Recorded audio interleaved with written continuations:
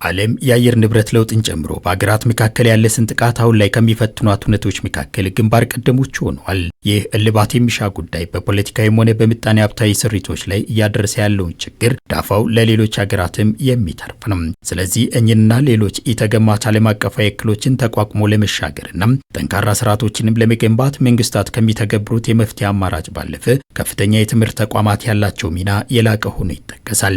ተግዳሮቶችን የሚቋቋም ሲስተም መገንባት ያስፈልጋል።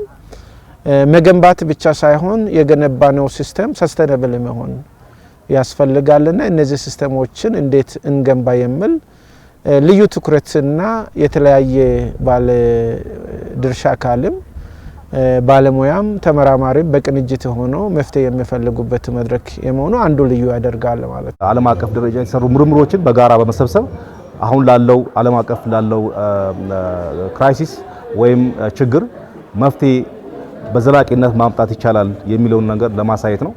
አሁን በዩኒቨርሲቲዎች እየተካሄዱ ያሉ ዓለም አቀፍ ኮንፈረንሶች ትኩረታቸው በአብዛኛው ለማህበረሰቡ እንዴት አድርገው ይጠቅማል የሚለውን ለማሳየት ነው ማለት ነው። ከሸልፍ ባለፈ ወደ ተጠቃሚው ማህበረሰብ የሚወርድበትን መንገድ መፈለግ ነው ማለት ነው። ለእንዲህ ያሉ ችግሮች የመፍትሄ ሀሳቦችን ለማዋጣት የመጀመሪያውን ዓለም አቀፍ የምርምር ጉባኤ ያካሄደው የዋቸሞ ዩኒቨርሲቲም በዓለም አቀፍ የቀውስ ወቅት የማይበገር ሀገራዊ ስርዓቶች የመገንባት ብሎ በሰየመው መድረክ የተለያዩ የምርምር ውጤቶች ቀርቧል።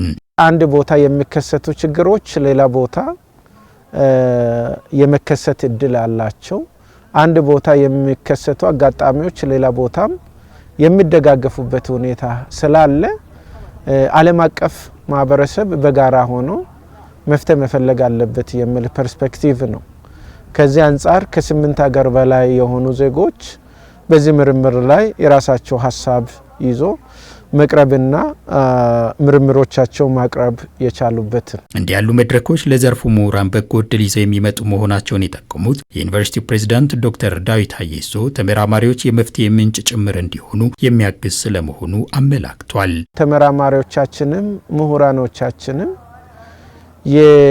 ያለው ችግር የሚረዱና የሚተነትኑ ብቻ ሳይሆኑ የመፍትሄ አካል እንዲሆኑ ለማስቻል ስለዚህ ዛሬ እንዴት ሬዚሊየንት የሆነ ተግዳሮቶችን የሚቋቋም ሲስተም እንገንባ በምንልበት ወቅት ላይ ሁሉም ያለውን ዕውቀት እንደዚህ ብናደርግ የሚል የራሱ አስተዋጽኦ እንዲያደርግ ነው። ከዚህ ባለፈም ችግሮችን ለመቋቋም ሀገራዊ ስርዓት መገንባት የሚቻልበትን አማራጭ ማመላከትም ሌላኛው ውጤት መሆኑ ተነስቷል።